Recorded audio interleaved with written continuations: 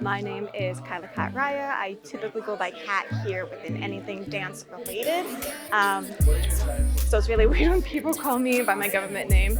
So there's that. I've been going since Tantrum going on 3 years now. It has been 3 years. So this will be my fourth year of this upcoming year being with Tantrum. So yay, I'm happy about that. Your grandmother inspired your dance journey. What would you perform if you could create a piece that captures her essence and influence? It would definitely be a mixture of beautiful and elegant with also some weirdness and funniness because she's super funny and just beautiful and just amazing. And one of the things that I would try to incorporate, I wouldn't know how, but she does this thing called dancing grandma where she'll just stand there and like act like she's like about to charge at you like a pole, and she calls that the dancing grandma.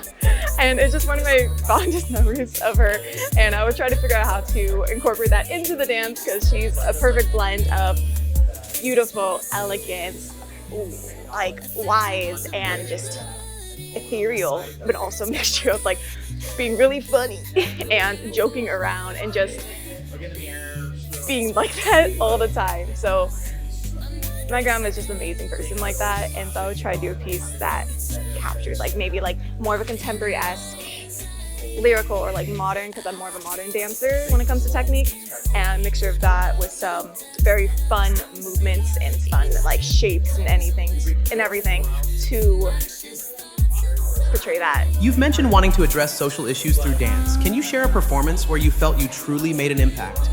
I believe last year I talked about my piece 63398. That was a piece I did back at when I was a student at CSUN.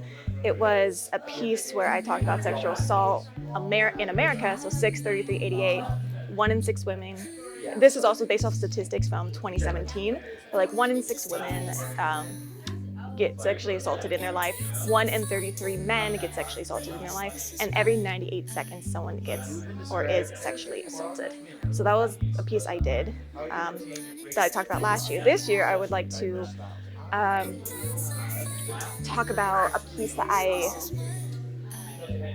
want to portray. It's an idea I've had about talking about anxiety and called This Is What I See. And so it talks about like it's more of a personal project that I would like to talk about how anxiety really affects individuals in a way that most people who don't have it or don't really understand neurodivergent or like issues like that, or health issues like that, that don't really understand. They get it, but they don't get like this stuff in it, like super nuanced, super things that can be personal to each individual who has anxiety.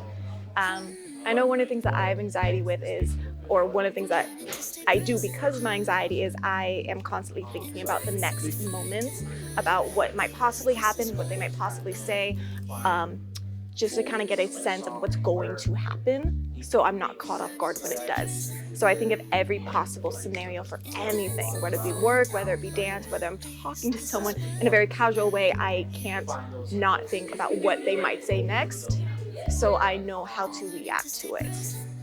So that's something I want to portray through dance as a way, because like that's an aspect of anxiety that some people don't know about.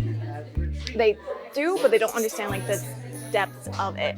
So that is one of the things I would like to do. You started dancing at age 3 and now blend 8 different dance styles. If your 3-year-old self could see you now, what would surprise her the most? That I am attempting these different dance moves and dance styles. Back when I was 3 and just going on to there, one things I hated doing was like specifically like hip hop, freestyling. I absolutely hated it. I did not want to try that style at all. I just absolutely abhorred it. But it wasn't until I got to high school and I stopped dancing because it got expensive. I would watch what I see and try and mimic that, and then I would just be on my own trying to think of like movements and how I can move, and that's what got me into freestyling. And that's something that